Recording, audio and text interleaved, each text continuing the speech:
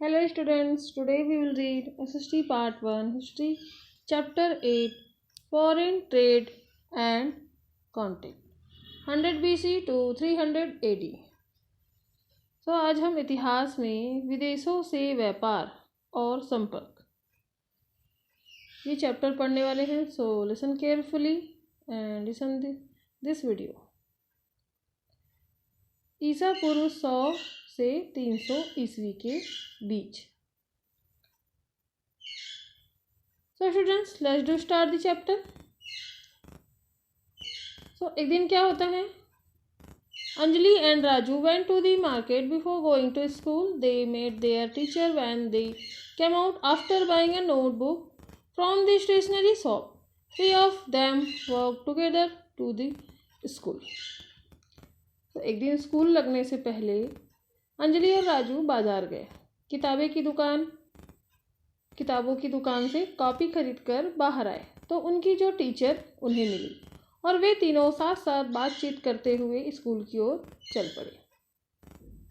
Then after क्या होता है, teacher asked them, your bag are very nice, from where did you buy them. Teacher ने उनसे पूछा, तुम दोनों के बैग तो बहुत ही अच्छे हैं, इन्हें कहाँ से खरीदा है। देन अंजलि ने बताया। Anjali answered, didi our father got them for some shop in Raipur. उसने क्या कहा, उसने दीदी इन्हें हमारे पिताजी ने रायपुर के किसी दुकान से खरीदा था। Teacher looked at the bags carefully and said, see there is the label of the company which made it. Oh it has come from Calcutta. Anjali and Raju were also surprised.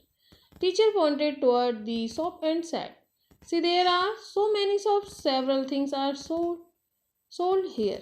People living in distant villages and cities make these things, and businessmen bring these things here and sell. Raju asked, Didi, are foreign goods also available here? Teacher ने क्या कहा कि teacher ने bag को ध्यान से देखा और कहा, देखो इसमें बनाने वाली कंपनी का लेबल लगा है। अरे यह तो कलकत्ता से बनकर आया है। यह बात सुनकर अंजलि और राजू को भी आश्चर्य हुआ।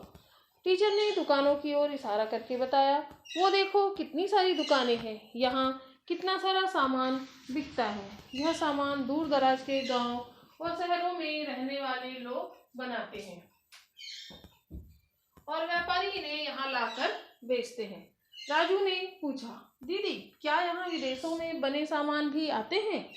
शिक्षिका ने बताया, हाँ, यहाँ तो न सिर्फ अपने देश में बने सामान बिकते हैं बल्कि चीन, जापान, अमेरिका, अफ्रीका और यूरोप में बने सामान भी बिकते हैं। Then Anjali recalled her history lesson and asked, did India have trade relation with foreign country at the time of Ashoka? By this time they had reached school, so the teacher said, we shall discuss this with everyone in class. तो अंजलि को उसी समय क्या याद आया, history का एक पाठ याद आया जिसमें सम्राट अशोक के समय भी व्यापार दूसरे देशों से होता था, ऐसा उसे याद आया। इतने में ही क्या हुआ कि स्कूल आ गया। टीचर और अंजलि राजू क्या हो गए, स्कूल के पास पहुंच गए। तो टीचर ने क्या कहा कि अब हम इसकी चर्चा कहाँ करेंगे, क्लास में करेंगे।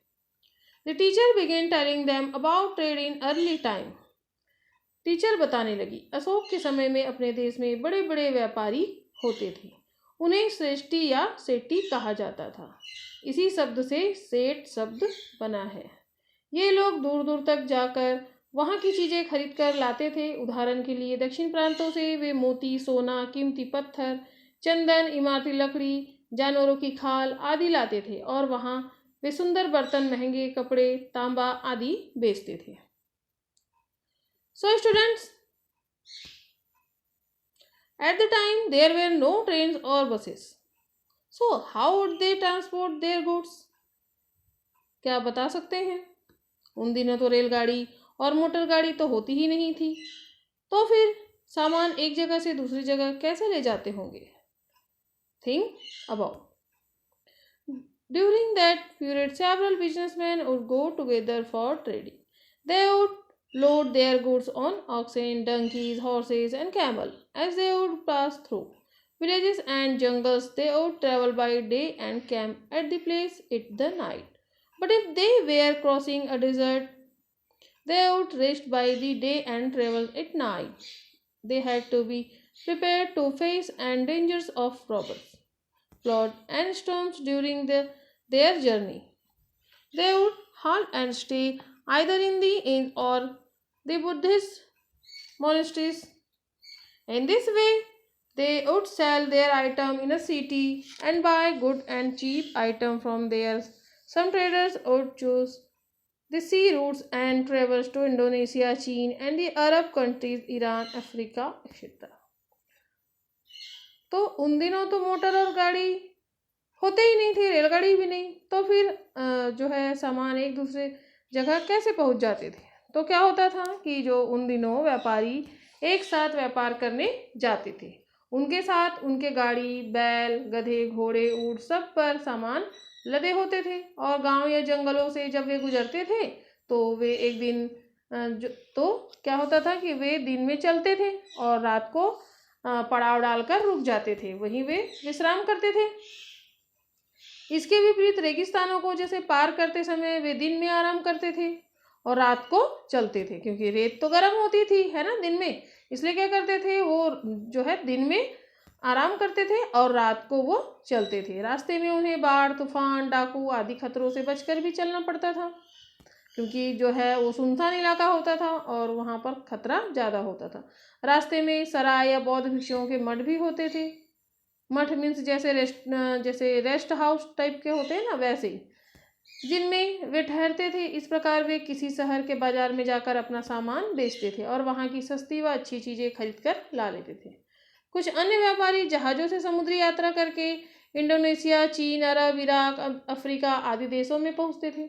उन दिनों भी क्या होते थे, धनी लोग दूर दराज की चीज़ें ऊंची कीमतों में खरीदते थे। आज भी अगर हम कहीं जाते हैं तो अच्छी चीज़ें जो दिखती है उसे हम क्या करते हैं, उसे हम खरीद लेते हैं। और जो अमीर लोग होते हैं ना, जो रिच लोग होते हैं, वो क्या करते हैं, वो भी ऐसी जगह जाते हैं जहाँ पे क्या होती है, जो अच्छी चीज़ें होती हैं उन्हें अपने घर पर लाकर क्या करते हैं, वो डेकोरेट कर देते हैं, जैसे कोई कीमती पत्थर है ना।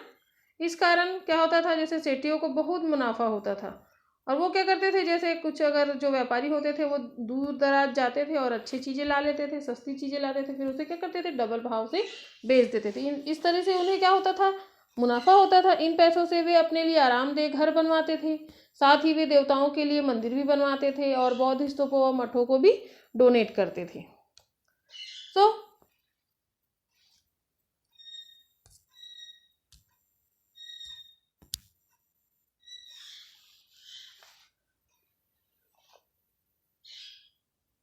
Anjali again asked the teacher, did the pupil continue trade with other countries after Ashok? Anjali ने टीचर से रिटर्न एक क्वेश्चन किया। क्या क्वेश्चन किया कि दीदी क्या अशोक के समय के बाद भी यहाँ के व्यापारी दूसरे देशों से व्यापार करते थे? तो टीचर ने जवाब दिया, हाँ, राजा अशोक के समय के बाद भी यह व्यापार होता था। उसके बाद विदेशों से व्यापार और तेजी से बढ़ता गया। आप लोगों ने पिछले पाठ में पढ़ा है कि कैसे यूनान व ईरान के राजाओं ने भारत के उत्तर पश्चिम में अपना राज्य बनाया था। उनके दूत व व्यापारी भारत आने लगे और भारतीय व्यापारी भी वहां जाने लगे। When the Mauryan Empire declined, the Sung dynasty started ruling Magad, and the south and Satvahan came to power. During this period, several Greek rulers established their rule in the northwest. Of this, Sak and Kushan were the prominent ones. The greatest Kushan ruler was Kanix.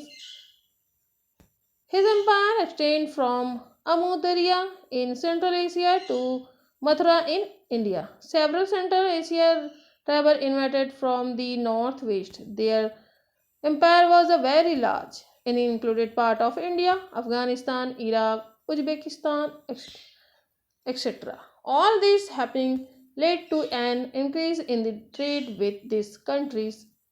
Indian traders could go to all these countries without any problem. Several monasteries were established there by the monks. जब मौर्य साम्राज्य का अंत हुआ तो उसकी जगह शुंग वंश के राजा मगध पर शासन करने लगे और दक्षिण में सातवाहन राजवंश आया। इस बीच कई यूनानी राजाओं ने भारत के उत्तर पश्चिम भाग में अपना राज्य बनाया। इनमें सबसे प्रमुख राजवंश थे शक और कुषाण। कुषाण वंश का प्रमुख राजा कनिष्क था। इसका राज्य मध्य एशिया के आमू दरिया से लेकर भारत के मथुरा तक फैला हुआ था। उसके बाद मध्य एशिया के सूखे इलाकों से आए कबीलों के राजाओं ने उत्तर पश्चिम में अपना राज्य बनाया। उनका राज्य काफी विशाल था और जिसमें भारत, अफगानिस्तान, ईरान, उज्बेकिस्तान आदि देशों के हिस्से थे। इस कारण भी भारत और इन देशों के बीच व्यापार बढ़ा। भारतीय व्यापारी इन सब देशों में बेरोक टोक आ जा सकते थे। भिक्षुओं और श्रमणों ने वहां अपने मठ भी स्थापित किए थे। So students, is this clear कि कैसे वे जो है व्यापार करते थे। There was a route from China to the Mediterranean Sea across Central Asia. This route was used for trading the silk of China. Therefore, it was called the Silk Route. Remain of the center of Iran, Indian traders and Buddhist monasteries have been found here. This shown that the people here used to travel far and wide for trade and to with their religions. Indo traders did not stop here. They went further ahead up to China in the west up to Alexandria in Egypt and also to Greece and Rome. Indian traders usually took these sea routes and transport their goods up to Alexandria. From there, Greek and other European traders would take those goods to their countries. चीन के मध्य Asia होते हुए भूमध्य सागर तक एक रास्ता जाता था। उस रास्ते से चीन के रेशम का व्यापार होता था। Do you know children? उस समय रेशम का व्यापार होता था, इसलिए इसको क्या कहते थे? रेशमी मार्ग, मीन्स सिल्क रूट कहते थे। इस रास्ते में भारतीय व्यापारियों के ठिकानों व बौद्ध विहारों के अवशेष मिले हैं। इससे पता चलता है कि यहाँ के लोग व्यापार व धर्म प्रचार के लिए बहुत दूर दूर तक जाते थे। लेकिन भारतीय व्यापारी यही नहीं रुके और वे कहाँ कहाँ गए? वे और पश्चिम में मिस्र के सिकंदरिया, यूनान और रोम तक गए। आमतौर पर भारतीय व्यापारी समुद्री मार्ग से अपना सामान सिकंदरिया ले जाते थे, जहाँ से मिस्र और यूरोप के व्यापारी उन्हें अपने अपने देश ले जाते थे। So students, find out which items are send abroad for sale this days. आपको पता है ये सब जो है स्थान कहाँ पर है? रेशमी के सिकंदरिया, यूनान, ईरान और इराक। ये क्या आप लोग पहचान सकते हैं? आप लोग अपने बुक में उस मैप को देख सकते हैं। Several children asked, what thing did the Indian traders sell and what would they buy from those countries? जो बहुत सारे बच्चों ने क्या पूछा? भारतीय व्यापारी उन देशों में क्या क्या बेचते थे और उनसे क्या क्या खरीदते थे। So student, do you know, क्या आप बता सकते हैं कि कौन कौन सी चीज़ें जो है भारत आती थी और भारत से बाहर जाती थी? So students, look at this. The teacher answer, teacher ने उत्तर दिया, in our country we get several spice like a pepper, cardamom, cinnamon, etc. They are not found in Europe, but it is used a lot in their cooking. Indian traders would take spices there. Then there was a great demand for silk, fiber, sandalwood, ornament made of precious stones, ivory, peacocks, monkey, etc. In return, traders brought gold, coral, etc. to India. बच्चों, हमारे देश में जो है तरह तरह के मसाले होते हैं, जैसे काली मिर्च, इलायची, दालचीनी। ये तो सब आप जानते ही हैं, आपके किचन में होती है। ये यूरोप में नहीं होते थे, लेकिन वहाँ के जो भोजन में इनका काफ़ी उपयोग होता था। भारतीय व्यापारी इन्हें वहाँ लेकर जाते थे। इसके अलावा हमारे देश के सुंदर कपड़े, चंदन, कीमती पत्थरों के आभूषण, हाथी, मोर, बंदर इत्यादि की उन देशों में बड़ी मांग थी। इन चीज़ों के बदले वहाँ के वहाँ से क्या लाते थे, वहाँ से सोना मूंगा आदि भारत मंगवाया जाता था। मीन्स भारत के लोग वहाँ से क्या क्या लाते थे, जो है सोना मूंगा आदि भारत मंगवाया जाता था, और जो भारत में जो चीज़ें होती थी वो बाहर देश में भेजा जाता था। So students,